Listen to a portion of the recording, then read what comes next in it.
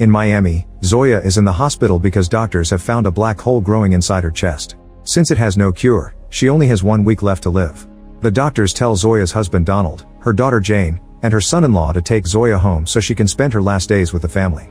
During the trip home, the family tries to keep Zoya distracted with conversation and music, but Zoya is lost in her own thoughts. They keep trying to accommodate her, but she is an invalid and she mostly gets annoyed. The next day they go to see the publishers that have been in charge of all the couple's science books, but they just think Zoya will get better and still want to discuss the last chapter of her latest book, which she hasn't finished yet. Next they visit the family lawyer to take care of the will and any other necessary paperwork for when the time comes. The family also takes Zoya to the beach and to a massage parlor to help her relax, but it doesn't do much. Eventually Zoya visits her mother Sandra at the retirement home, but Sandra never speaks and only watches television. Tired of this, Zoya goes outside to eat a fruit on a bench. At that moment another resident approaches her and Zoya warns her of incoming bird poop right before it falls. When the lady asks how she knew that, Zoya reveals that she's been living through the last week over and over by taking the caplets she found as a child. Every time she wakes up in the hospital and her family puts her through the same things, and she's talked to this lady already. During the last day of the week, her family surprises her with a birthday cake and she has to pretend she didn't see it coming. It's at that moment that her nose starts bleeding, so she hides in the bathroom to take the caplet and reset time, instantly disappearing. The next time she encounters the old lady, she saves her from the bird poop but doesn't tell her how she did it. While visiting her mother, they watch the news of the last one-horned rhino on Earth arriving to Miami and Zoya tells her the rhino will die by the end of the week. It still doesn't get a reaction from her mother, and Zoya is so annoyed that she doesn't warn the old lady about the bird poop. Tired of the same conversation, Zoya walks off and accidentally bumps into Paula, causing her to drop her things. Zoya is surprised to see Paula has been reading one of her old books and wonders where she got it, so Paula shows her that the retirement home has a library. Since most of these books were donated by the residents, Zoya finds many books that used to be hers during her youth because Sandra dropped them. Paula explains she picked Zoya's book because she's working under a professor at a university lab and she's studying time. Before Zoya can say more, Donald appears to take her home and Zoya brings the book with her. In the evening, Zoya wonders if there may be a chance for her to survive if she brings back her old research, crying as she complains about the routine. Donald thinks spending her last few days inside a lab is a waste of time and takes her to the living room for her surprise birthday cake. When her nose starts bleeding, Zoya goes outside and calls Paula using the number on the book. She tells her she'll find her soon to do something great, then takes the caplet to reset the week.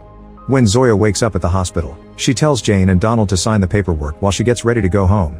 However, as soon as they're gone, Zoya carefully sneaks out of the room and nobody sees her because they're watching the game.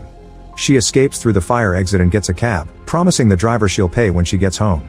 Minutes later, Zoya takes the hidden keys outside and enters her house, where she puts her caplets, books, and some clothing in a suitcase. After changing into fresh clothes she comes out ready to pay, but the cab is already gone. Next she goes to see Paula, who doesn't recognize her because of the reset. Zoya explains everything but Paula doesn't believe her, hiding her hand and asking how many fingers she's holding up to prove the story. Obviously Zoya fails the question, so she resets the week again and this time she does pay the taxi driver. The next time Paula tests her knowledge, Zoya guesses many things, like all the hand gestures, the cat meowing, and Paula's next few questions, meaning she's been through this conversation many times already.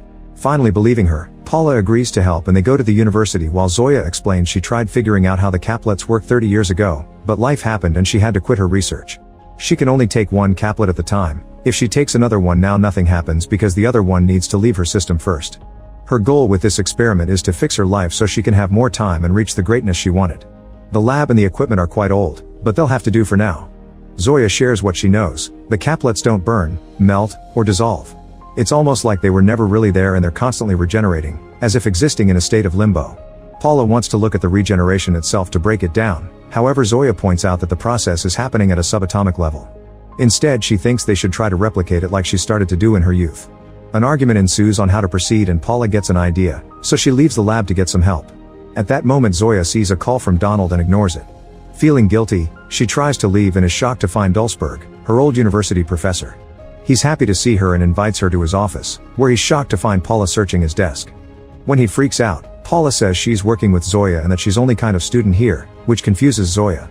Dulsberg gets even angrier and blames it all on Zoya, remembering how he'd been impressed by her test scores and thought she'd be someone great, but she turned out to be a lazy and entitled student.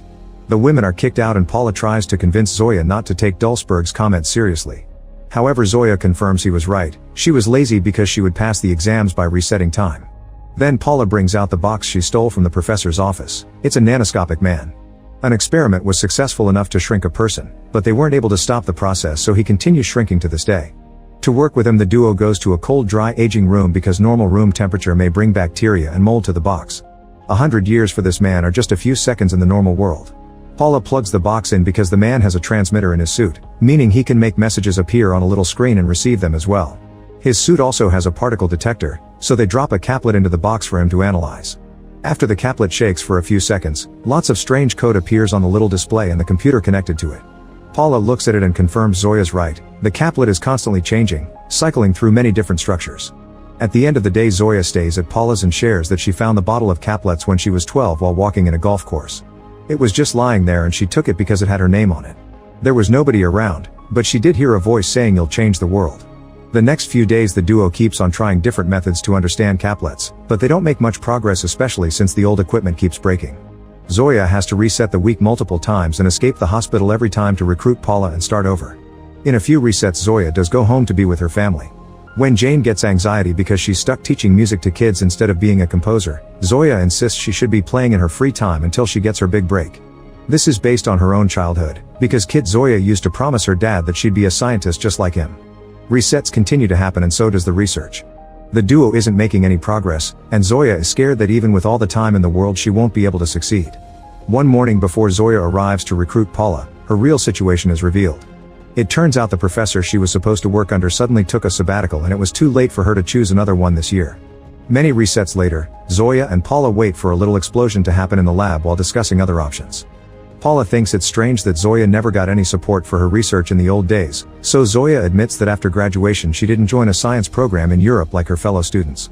Donald had told her to be sure it would make her happy, which had made Zoya realize she didn't actually enjoy experimentation, she only wanted to figure the caplets out.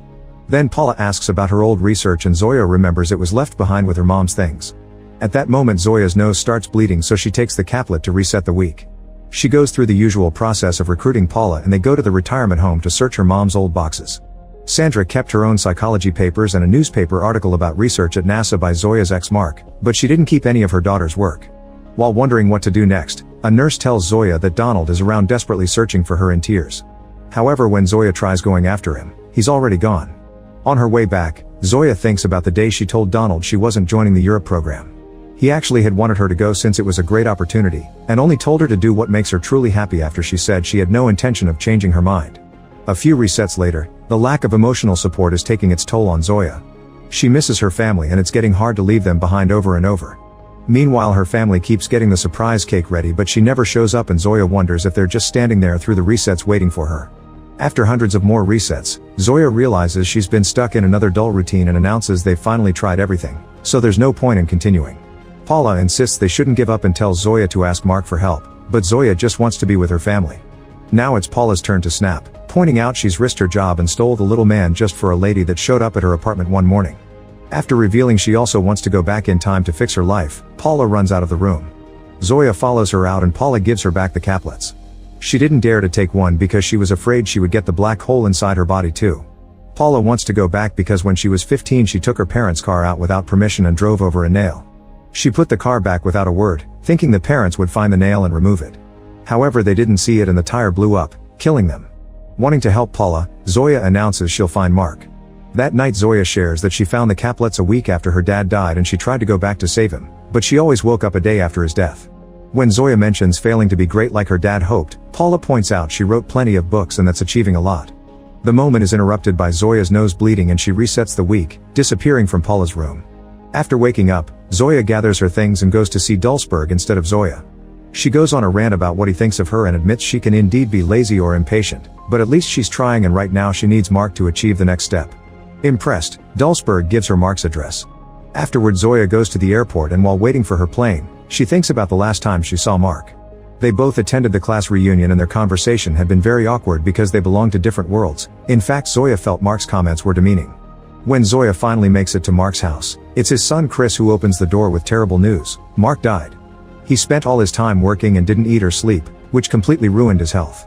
Zoya is taken to Mark's office and among all his research and awards, she's shocked to find her own old notebooks. Chris admits he hates that room because Mark always said his work would make his son proud, but Chris only wanted a father. Then Zoya offers a hug to comfort him.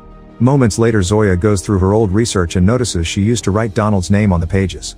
She thinks about their old dating days and understands what's most important to her, so she finally listens to all the messages in her voicemail. Joyce and Donald sound more and more desperate with each message because they can't find her. In the last ones, they're crying and begging her to come back because they don't want her to die without seeing her one last time. Zoya has a breakdown as her nose starts bleeding, and when she looks down she sees the black hole growing in her chest. She desperately searches for her caplets to reset time one last time.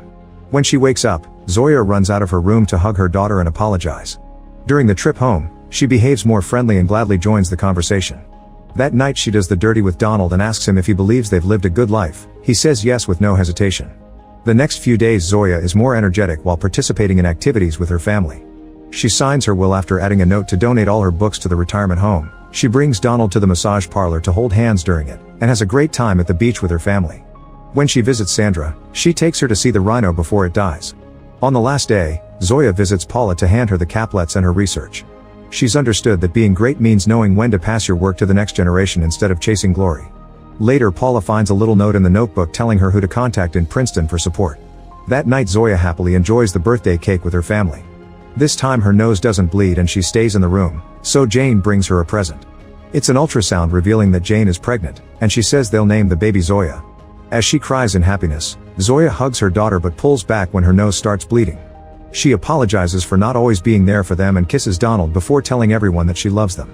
Suddenly the scene freezes except for the clock ticking. Zoya disappears in a weird blur that represents her death and reappears in the past, telling her younger self the words she remembers hearing when she picked up the bottle. Make sure to subscribe and turn on notifications so you can watch more videos like this. Thanks for watching.